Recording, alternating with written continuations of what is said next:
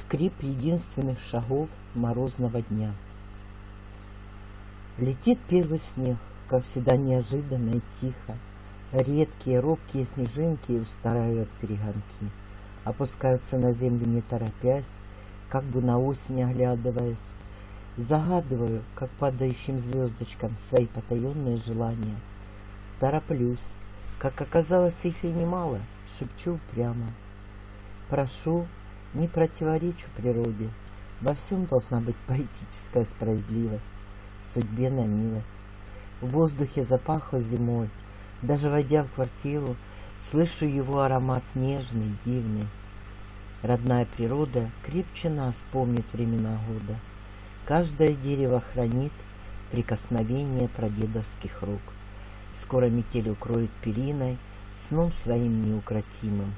Люблю, задрав голову, зажмурившись, принимать снежинки на лицо, их удивительное зимнее тепло. Чувствую, я теперь не сама по себе отрезанный край, природа со мною рядом, мой земной рай. Каждая мечтаем услышать скрип единственных шагов морозного дня, того, кому нужна, для кого б не чужая была.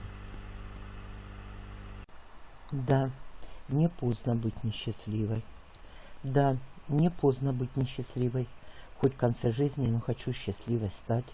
Жила, не меряя силы, не надеялась на жизненную гладь. Все оказалось неправильным.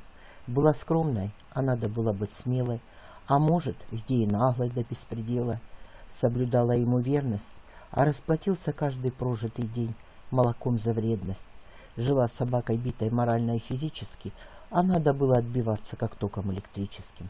Все казалось неправильным, ведь рождена для тепла и ласки, а не вымаливать любви чужой остатки, не собирать ее слезы и крови на чужом пороге. Как оказалось, получила от жизни больше мук, чем радости, больше горя, чем сладости, больше испытаний выпало на долю и лишений, чем благоприятных жизненных решений.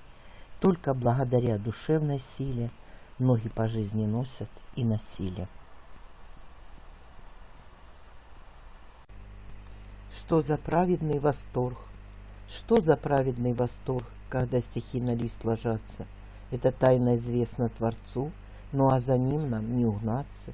Пишем сердцем, пишем душой, чувствами стеная, теряем покой и сон, сей круг словесно замыкая. Пишем о любви земной и неземной, о человеке и быте, о космосе и высших силах, о природе матери. Пытаемся все охватить, но главное, чтобы хватило сил. А может, если бы не была ко мне жизнь столь жестока, не болела душа столь глубоко, не выплеснулась бы из нее столь всего и много. По верованию мистиков от судьбы не уйти, но главная магия жизни — это талант, Богом данное чудо. Он знает за нас все заранее, за этим и дает нам в жизни испытания. Я не могу вернуться в свою молодость назад. Я не могу вернуться в свою молодость назад, но я могу изменить свой жизненный финиш. Бог не давал гарантии на солнечные дни, на отсутствие печали. Остерегал, чтобы мы себе не подкачали. Не думая о завтрашнем дне, говорил, он подумает сам о себе, меру затраченных сил.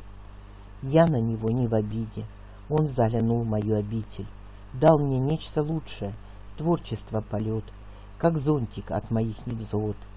Я не могу заставить любить себя, но стремиться к тому, что быть достойной любви, я могу. Может, гордость моя меня по жизни подкачала, не дала любви достойного права. Бог учит меня плакать не так горько, шанс мне в жизни дает стойкий.